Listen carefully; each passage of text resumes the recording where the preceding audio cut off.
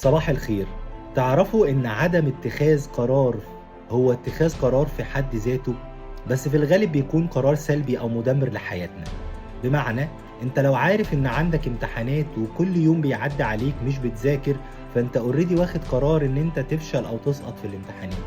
يعني لما تبقوا في علاقة أنت أو هي، وفي شخص أو طرف بيحاول يهينك أو يقلل من قيمتك ويبقى في عدم تقدير، أنت اوريدي لو ما أخدتش موقف علشان توقف ده، فأنت واخد قرار بالفعل إن أنت قابل الإهانة دي. الخلاصة، أي حاجة بتعدي علينا في حياتنا بنلاحظها وبنشوفها ومش بنحاول ناخد قرار إن احنا نغيرها ولو هي مؤذية نفسيًا، هو بالفعل قرار مننا وإقرار إن إحنا already الحاجة دي إحنا موافقين عليها وما عندناش فيها أي مشكلة، وده في حد ذاته قرار غلط وخطر كبير في حياتنا.